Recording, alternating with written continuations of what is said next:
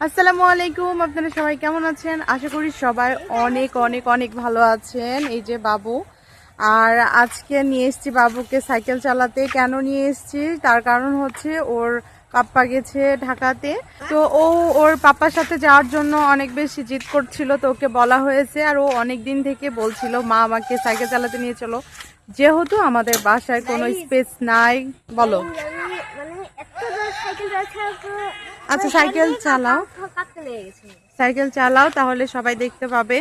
ও cycle চালাতে খুবই পছন্দ করে, আর আমারও একটু হাঁটাহাঁটি হবে, তো এজন্য ভাবলাম আজকে একটু ফ্রি আছি, ওকে নিয়ে চলেও আসি। তো যেহেতু সোহানা নাই, বাড়ির টুকটাক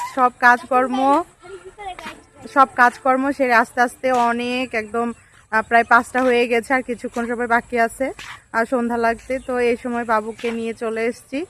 আর দেখছি আপনারা আমার গত রেসিপিটা যেটা শেয়ার করেছি, আপনারা সবাই অনেক বেশি পছন্দ করেছেন। এজন্য আজকে আমি একটা মজার তরকারি রান্না করেছি, আপনাদের সাথে একটু শেয়ার করছি।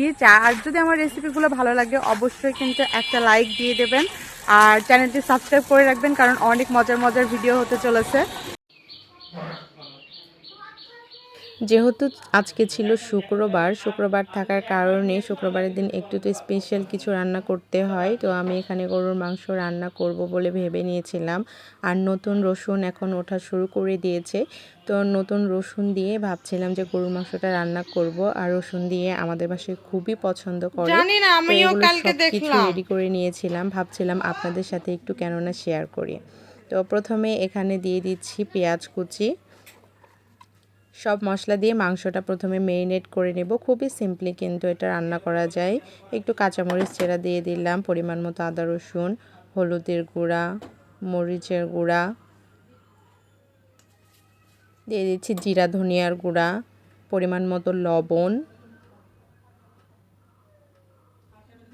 দিয়ে দিচ্ছি। এখানে দারচিনি, এলাচ, তেজপাতা, কাবাব চিনি, লং, এগুলো সব কিছু মশলাগুলো আছে। তেল দিয়ে দিচ্ছি পরিমাণ মতো, তবে গরু খাসিতে আমি তেল সব সময় একদমই কম ব্যবহার করি, যেটা না দিলেই না, কারণ গরু খাসিতে অলরেডি তেল থাকে। আর এখানে দিয়ে দিচ্ছি একটু ভিনেগার এবং একটু সয়া সস, এতে করে কিন্তু মাংসের টেস্টটা অনেক ভালো আসে।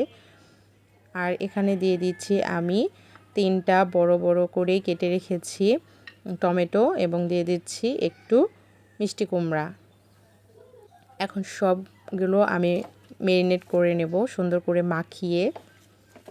মাখানোর সময় কিন্তু খুব সুন্দর একটি স্মেল বের হয়, যেটা আমার কিন্তু খুবই সুন্দর লাগে। যে কোনো মাখিয়ে চচ্চড়ি বলেন বা মাখানো কোনো তরকারির খুবই সুন্দর একটা স্মেল বের হয়।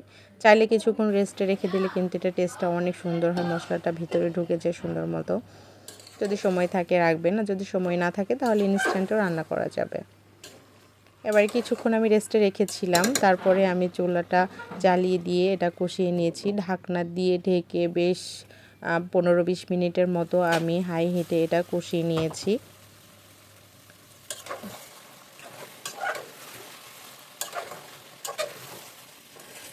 মাংসটা কষানো হয়ে গেলে দিয়ে দিতে হবে রসুন এবং আলু। মাংসটা কষানো না হলে কিন্তু যদি আলু আর রসুন দিয়ে দেওয়া হয়, এতে করে কিন্তু আলুটা অনেক আগে সেদ্ধ হয়ে যায়। রসুনও যদি খুব দ্রুত সেদ্ধ হয় তো অনেক সময় হয়ে যায়, বাট রসুন একটু দেরি হয় কিন্তু আলুটা সেদ্ধ হয়ে যাবে। তো আলু আর রসুন দিয়েও আমি বেশ অনেকক্ষণ কষিয়ে নিয়েছি। সুন্দর করে নেড়ে চেড়ে কষিয়ে নিতে হবে। মাংসটা একটু কষানো ভালো হলে কিন্তু টেস্টটা ভালো হয়। প্রায় 20-25 মিনিট কষানোর পরে আমি দিয়ে দিচ্ছি পরিমাণ মতো পানি। এবার পানি দিয়ে ঢাকনা দিয়ে ঢেকে বেশ 30-35 মিনিটের মতো মিডিয়াম টু লো হিটে এখন মাংসটা রান্না করে নিতে হবে, তাহলে কিন্তু অলমোস্ট মাংস হয়ে যাবে। আর মাংস রান্না করা তো আমার মনে হয় যে ছোট থেকে বাচ্চারা, ছেলে মেয়েরা সবাই রান্না করতে পারে, আমার কাছে তাই মনে হয়। কারণ গরুর মাংস, খাসির মাংস এগুলো রান্না করা আমার কাছে মনে হয় খুবই সহজ অন্যান্য যে কোনো তরকারি রান্না করার চাইতে। তো আমার মাংসটা হয়ে গেছে। এ পর্যায়ে একদম লাস্ট পর্যায়ে আমি দিয়ে দিচ্ছি মাংসের মশলা, যেটা আমি বাসায় সবসময় তৈরি করে রাখি, আর দিয়ে দিচ্ছি কিছু কাঁচামরিচ দিয়ে ঢাকনা দিয়ে ঢেকে বেশ আবার 10-15 মিনিটের মতো আমি ঢাকনাটা বন্ধ করে রেখেছিলাম। যদি সময় না থাকে সেক্ষেত্রে 5 মিনিট রাখলেন।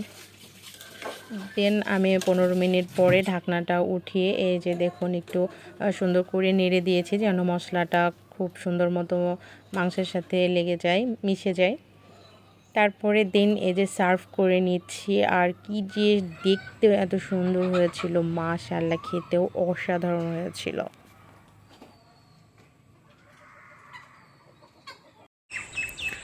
তো বাবুকে নিয়ে এই রাস্তাতে চলে এসেছি। এটা হচ্ছে ইউনিভার্সিটি স্কুলের সাথে এই রাস্তাটা। এই রাস্তাটা একটু নির্জন, এখানে একটু গাড়ি টাড়ি কম চলে। তো রেয়ার থাকার কারণে এই রাস্তাতে নিয়ে চলে এসেছি, কারণ এই রাস্তাটাই একটু সেফ সাইকেল চালানোর জন্যে। পড়ে যাবা তো, পড়ে যাবা তো, আমার তো ভয়ই লাগছিল ওরকম করে সাইকেল চালায়। হুম, আসলেই তো ওরকম করে সাইকেল চালালে তো যে কোনো সময় অ্যাক্সিডেন্ট ঘটে যাবে। নাও, এই রাস্তার পাশেই হচ্ছে পার্ক। পার্ক ভর্তি বাচ্চারা খেলাধুলা করছে, কিন্তু এত মশা এই পার্কটাতে, মানে যা যা ইচ্ছা তাই অবস্থা হয়ে যায়। দেখি যদি বাবু যায় তাহলে বাবুকে নিয়ে একটু ঢুকবো। এই যে দেখুন একদম পুরা মানুষে ভর্তি। চলো, যে ওই বাসাটা বাবু বুঝছো, যে অনেক ফুল গাছ আছে, চলেন আপনাদেরকে একটা হচ্ছে শিক্ষকের টিচারের বাসা দেখায়। মানে এত সুন্দর সুন্দর ফুল ওনাদের বাসার সামনে। ওনাদের গার্ড একদিন গল্প শোনাচ্ছিল যে অনেক দেশের বাইরে থেকে থেকে অনেক ফুলের গাছ নিয়ে আসা। তো চলুন আপনাদেরকে একটু এক ঝলক দেখায়, অনেক সুন্দর সুন্দর ফুলের গাছ। এই বাসাটা, মানে এই বাসাটার হচ্ছে গাছ আর ফুলে ফ্লাওয়ারে ভর্তি, মানে এত ফুল এত ফুল, দেখতেই বেশ ভালো লাগে।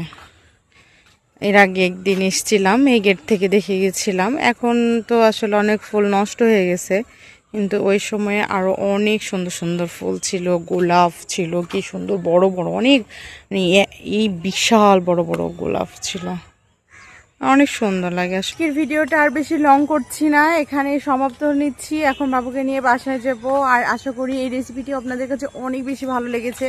সত্যি অনেক সুন্দর, কারণ নতুন রসুন উঠছে, আপনারা চাইলে ট্রাই করে দেখতে পারেন। আর রসুন দিয়ে এখন রসুন ভর্তা যে কোনো কিছু করলেই ভালো লাগবে। আর এমনিতে মাংস মানে তো সুপারহিট। তো যাই হোক, সবাই ভালো থাকবেন, সুস্থ থাকবেন। আর আমার যদি ভিডিও একটুও ভালো লাগে তাহলে কিন্তু একটা লাইক অবশ্যই দিবেন। আর মজার মজার ভিডিও যদি চান তাহলে কিন্তু সাবস্ক্রাইব করে রাখতে হবে। আর সবাই ভালো থাকবেন, আল্লাহ হাফিজ, টাটা। চলো বাবা, বাসা যাব, টাটা দিয়ে যাও সবাইকে। আজকের মতো টাটা। ও আসলে ক্লান্ত হয়ে গেছে, অনেক সাইকেল চালিয়েছে। চলো বাবা, চলো।